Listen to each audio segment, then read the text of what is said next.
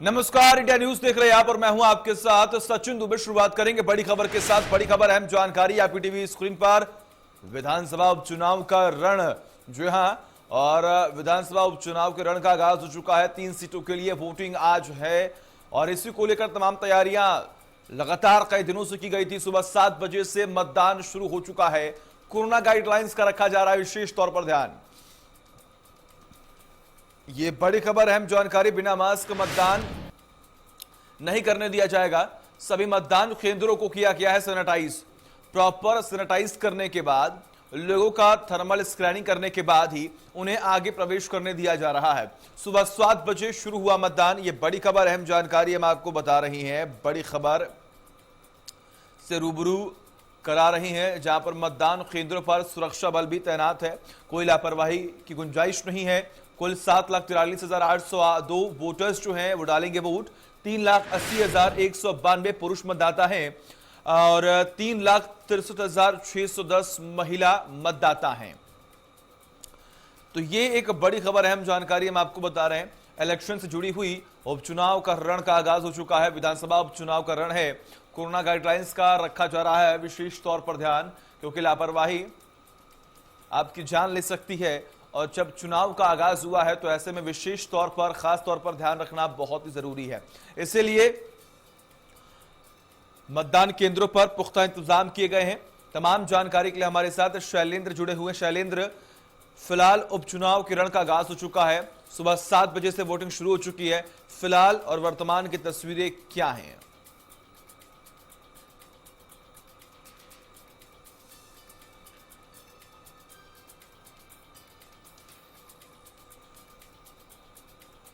थी के लिए आज मतदान हो रहा है। मतदान की पूर्ण तैयारी कर चुके हैं।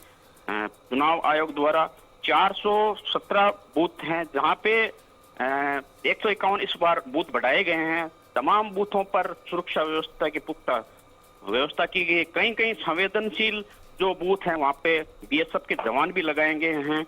मैं ये बताना चाह रहा हूं कि सुजानगढ़, बिदासर, सांडवा ग्रामीण क्षेत्रों में अनेक जगह बूथ हैं। बिदासर उपखंड कार्यालय में भी अनेक बूथ हैं जहां पे व्यवस्था सुचारू रूप से कर दी गई है। बिल्कुल, ऐसे में आपने जिक्र किया कि पुख्ता इंतजाम कर दिए गए हैं, लेकिन जब रण का आगाज हो चुका है और ऐसे में एक तरफ महामारी का दौर चल रहा है, तो इस महामारी के दौर में जब चुनाव होना है तो आखिर इसको देखते हुए मद्देनजर क्या विशेष तौर पर कुछ पुख्ता इंतजाम किए गए हों या फिर कुछ बदलाव किए गए हों? हाँ, बता रहा हूँ कि इस बार कोरोना संक्रमण के कारण जो मतदान केंद्र बढ़ाए गए हैं वहां पे ग्लव्स, सैनिटाइजर और व्यवस्था की गई चुनाव आयोग द्वारा। पहली बार ये उपचुनाव देखने को मिल रहे हैं जहां पे मतदान केंद्र पर ग्लव्स लगाएंगे हैं। प्लास्टिक के ग्लव्स हैं जो जिसके द्वारा वोटिंग की जाएगी। और इससे पूर्व चुनाव आयोग ने राजस्थान में पहला प्रयोग किया। जो विकलांग थे, 70 वर्ष से अधिक थे और विकलांग थे, उनको घर पे वोटिंग करवा चुके हैं। और इसी के चलते चुनाव आयोग ने अच्छी व्यवस्था की है। आदर्श आचार संहिता की पालना करने के लिए भी सारी व्यवस्था हो चुकी है। एजेंट, एक पिंक महिला बूथ बनाया गया है क्योंकि ओसवाल स्कूल में है, जहाँ पे महिला एजेंट बैठकर गुलाबी रंग की साड़ियों में बैठेगी और गुलाबी रंग के कवर से वहाँ पे सजाया गया है पिंक महिला बूथ के अंदर को।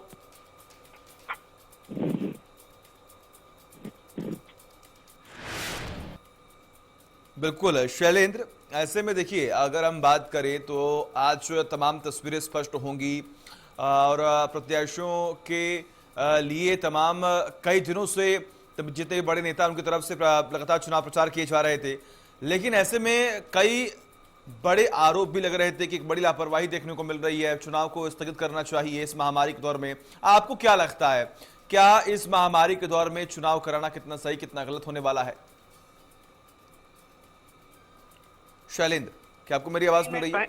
हाँ, आवाज सुनाई दे रही है। ये कहना उचित है, लेकिन कहीं ना कहीं ये भी लग रहा है कि जिस तरह से बंगाल में भी चुनाव हो रहे हैं और जहां जहां ऊपर चुनाव आयोग है, लोकतंत्र का एक बड़ा है ये हिंदुस्तान में, और इसकी वजह से ये चुनाव तो सरकार को कराने ही पड़ते हैं। ये इसमें मेरे हिसाब से सरकार ने ये व्यवस्था की है, चुनाव आयोग ने ये व्यवस्था की है किस तरह से चुनाव करवाना है।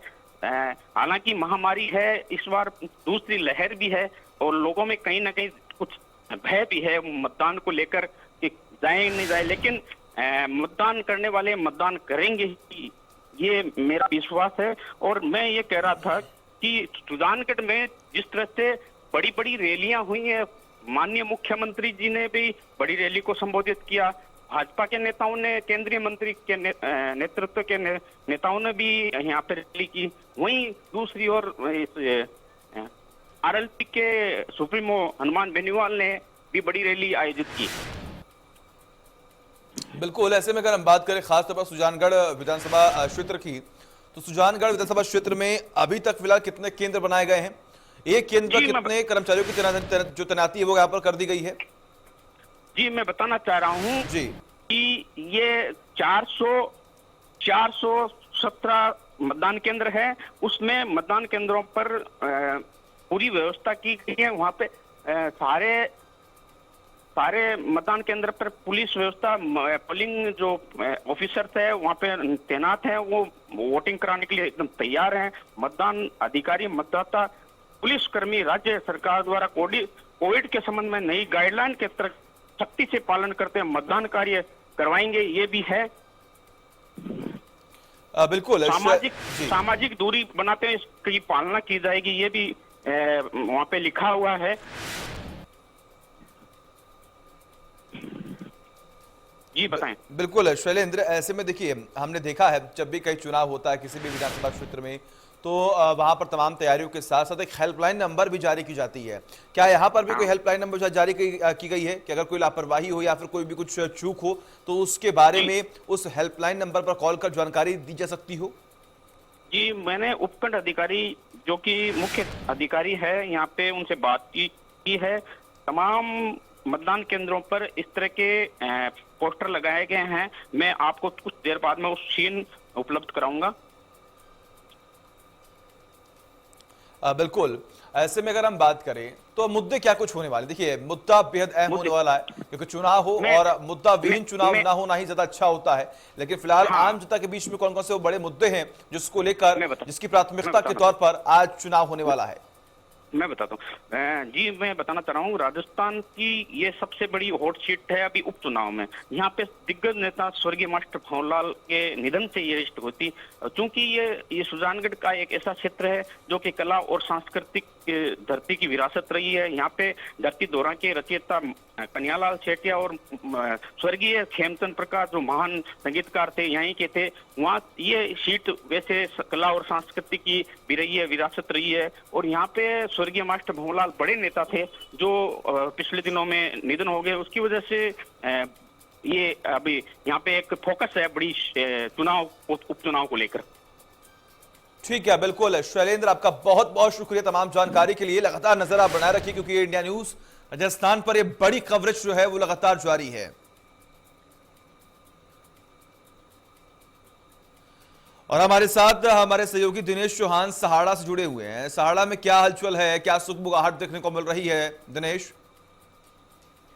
जी सचिन, बता दूं कि सहाड़ा विधानसभा क्षेत्र में मतदान शुरू हो चुका है जी। कांग्रेस के विधायक कैलाश त्रिवेदी के कोरोना संक्रमित होने के निधन के बाद ये सीट खाली हुई थी। यहाँ पे उपचुनाव पर आज मतदान होने जा रहा है और लोग बड़े उत्साह के साथ मतदान केंद्रों पर पहुंच रहे हैं जी। सहाड़ा विधानसभा क्षेत्र में कुल 2,47,230 मतदाता हैं, जिनमें से 1,23,952 पुरुष मतदाता है और 1,23,277 महिला मतदाता है और एक अन्य मतदाता है जो किन्नर है, काजल देवी। और निर्वाचन आयोग ने यहाँ पे कुल 387 मतदान केंद्र बनाए हैं, जिनमें 54 संवेदनशील मतदान केंद्र चिन्हित किए गए हैं और इन मतदान केंद्रों पर 2,746 दिव्यांग मतदाता मतदान करेंगे, जिनमें से सर्विस वोटर 57 हो चुके हैं। जी सचिन। बिल्कुल, सहाड़ा में जिस तरीके से आपने जिक्र किया कि पुख्ता इंतजाम यहाँ पर किए गए हैं, लेकिन विशेष तौर पर अगर हम बात करें दिनेश, तो महामारी का दौर चल रहा है। क्या यहाँ पर तमाम पुख्ता इंतजामों के साथ महामारी को देखते हुए इंतजाम किए गए हैं? क्योंकि देखिए जब लोग अपने घरों से बाहर निकलेंगे तो ये ऑब्वियस सी बात है कि कहीं ना कहीं सोशल डिस्टेंसिंग का पालन कराना भी बहुत ही आवश्यक होगा, जो कि पुलिसकर्मियों के लिए, प्रशासन के लिए बड़ा ही चुनौतीपूर्ण होने वाला है। जी सचिन, बता दूं कि निर्वाचन आयोग ने इस बार कोविड के गाइडलाइन के अकॉर्डिंग यहाँ पे इंतजाम किए हैं। हालांकि निर्वाचन आयोग के लिए बहुत बड़ी चुनौती होगी कि इस तरह से मतदाताओं को सोशल डिस्टेंस, मास्क वगैरह, ये सैनिटाइजर, ये सारी सामग्री मतदान केंद्रों में उपलब्ध तो करवाई है, लेकिन गाइडलाइन की पालना धरातल पे किस प्रकार हो पाएगी, ये निर्वाचन विभाग के लिए चुनौती साबित होगी। जी सचिन। बिल्कुल दिनेश, अगर हम बात करें खास तौर पर प्रत्याशियों को लेकर, तो प्रत्याशियों को लेकर क्या सुगबुगाहट है? आम जनता का रुख किसकी तरफ है?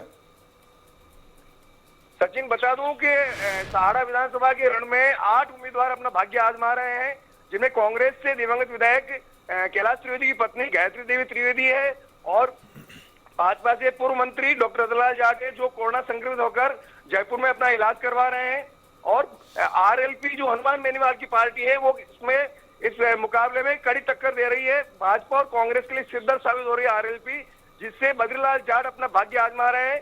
यहाँ पर त्रिकोणीय मुकाबला है सहाड़ा की सीट पर, जहाँ पर हनुमान बेनीवाल ने हेलीकॉप्टर से लगातार एक ही दिन में 3 सभाएं संबोधित की और आरएलपी के प्रत्याशी बद्रीलाल जाट के पक्ष में प्रचार किया।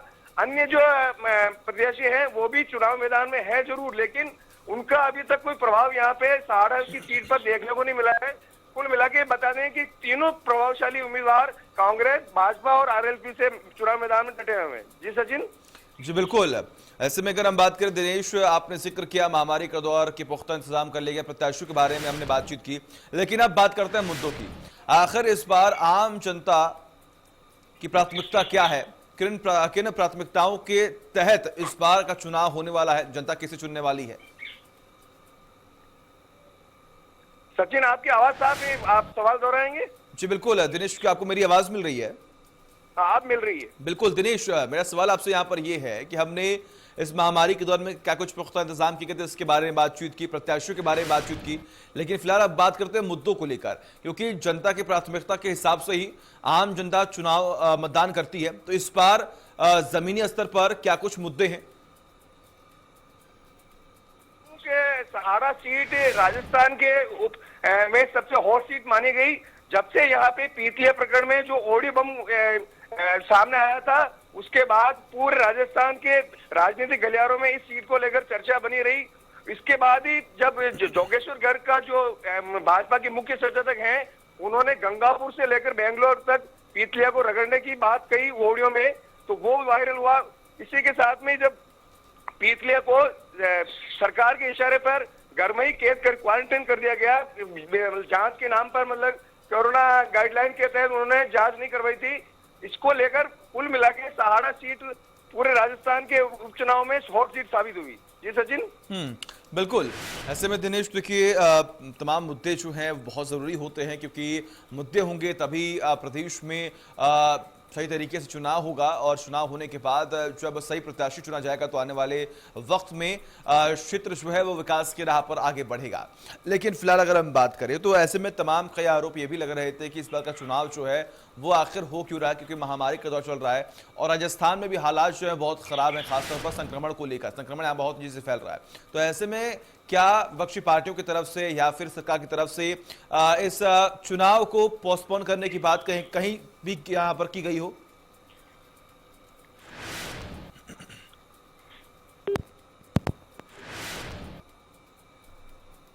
चलिए, हमारा संपर्क जो है हमारे सहयोगी दिनेश टूट गया है, लेकिन ऐसे में तमाम बड़ी अपडेट जो है वो लगातार हम आपको बता रहे हैं, क्योंकि सुबह सुबह का वक्त है और लोग अपने घरों से बाहर निकल रहे हैं, अपने मत का सही प्रयोग कर रहे हैं, क्योंकि ज़रूरी है। एक मत से सरकार बनती है तो एक मत से सरकार गिरती है, लेकिन ऐसे में पुख्ता इंतजामों के साथ अब ये साफ तौर पर कहा जा रहा है कि कहीं भी कोई लापरवाही नहीं होगी, कहीं भी चूक की गुंजाइश नहीं है, क्योंकि सरकार की तरफ से पुख्ता इंतजाम किए गए हैं। विपक्ष लगातार तैयार है, क्योंकि विपक्ष की तरफ से यह कहा जा रहा है कि हमने पुख्ता इंतजाम किए हैं और इसी के साथ हमने तैयारी भी जो है वो बहुत अच्छे तरीके से की है, और यही उम्मीद है कि इस बार जो है वो बीजेपी की तरफ से कहा जा रहा है कि हमारे प्रत्याशी जीतेंगे, तो वह दूसरी ओर कांग्रेस की तरफ से यह कहा जा रहा है कि कांग्रेस ही इस बार इस उपचुनाव में जीत दर्ज करेगा।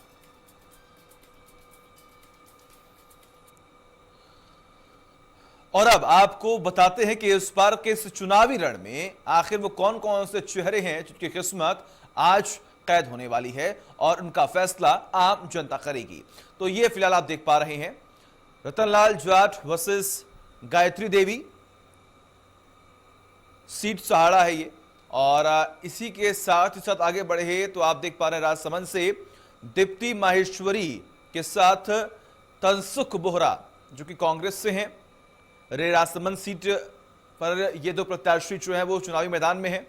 वही अगर हम बात करें सुजानगढ़ की तो आप देख पा रहे हैं मनोज मेघवाल के साथ साथ खेमाराम जो है जो कि बीजेपी से हैं वो इस बार चुनावी मैदान में हैं। तो इस बार का रण जो है वो बेहद दिलचस्प भी होने वाला है क्योंकि 3 सीटों पर मतदान होना है। तमाम तैयारियों के साथ, पुख्ता इंतजामों के साथ हर एक राजनीतिक पार्टी की तरफ से ये कहा जा रहा है कि हमने बड़ी ही कोशिश की है, जमीनी स्तर पर हमने काम किया है, इसलिए जनता हमें चुनेगी। तो ये दावे हर एक पार्टी की तरफ से किए जा रहे हैं और इस